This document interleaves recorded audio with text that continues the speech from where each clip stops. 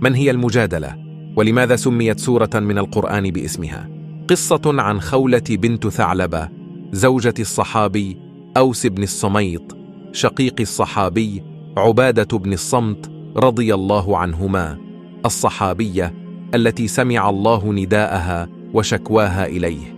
خلاف شديد هز أركان البيت، ولم يمر كأي خلاف آخر يحدث بين زوجين، فقد تمسك كل منهما برأيه وعلى صوتهما، وكاد الزوج يضرب زوجته، فقد انفعل الزوج وفقد السيطرة على نفسه عندما ناقشته زوجته في أمر من أمور الحياة، فغضب وثار ونطق بما كان يقال في الجاهلية: أنت علي كظهر أمي، وهو القسم الذي يعني تحريمها عليه إلى الأبد، ولا يلمسها ولا يقترب منها كزوجة. ومر الخلاف القاسي، إلا أن الزوجة لم تمرر القسم الذي خرج في غمرة انفعاله، فرفضت أن يجامعها بعد ذلك، وقالت له: والله لقد تكلمت بكلام عظيم ما أدرى مبلغه، وأشارت إلى أنه بذلك تحرم عليه، وهو ما يعني فراقهما كزوجين. إلا أن خولة بنت ثعلبة قررت أن تعرض أمرها على رسول الله صلى الله عليه وسلم، وذهبت بالفعل إليه وحكت القصة. تضيف الصحابية الجليلة خولة: قلت: يا رسول الله، زوجي فعل وفعل، وقد كبرت سني ووهن عظمي، ولي منه أولاد، إن تركتهم إليه ضاعوا، وإن أبقيتهم معي جاعوا. فجعل رسول الله يقول: يا خولة، ابن عمك شيخ كبير فاتق الله فيه. ثم قال النبي صلى الله عليه وسلم لخولة: أراك قد حرمت عليه.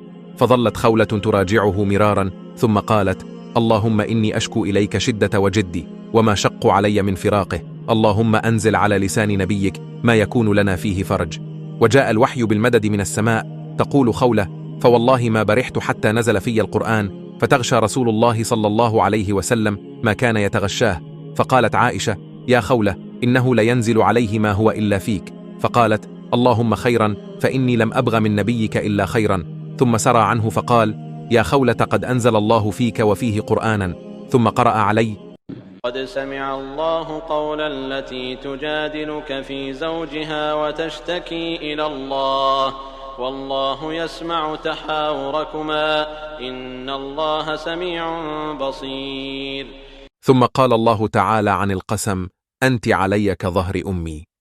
الذين يظاهرون منكم من نسائهم ما هن أمهاتهم إن أمهاتهم إلا اللائي ولدنهم وإن. هذه الآيات الكريمة التي نزلت في خولة وزوجها أوس أبطلت آفة الظهار، وأنهت أن تكون عبارة أنت علي كظهر أمي سببا في إنهاء رابطة الزوجية وإفساد مشاعر المحبة والمودة والرحمة بين الزوجين، وفتحت لمن يقع في هذا الخطأ مخرجا، وتدرجت في فرض سبيل العلاج من عتق الرقبة إلى صيام شهرين متتابعين، إلى إطعام 60 مسكينا حسب مقدرة الزوج، لأن الله عز وجل لا يكلف نفسا إلا وسعها.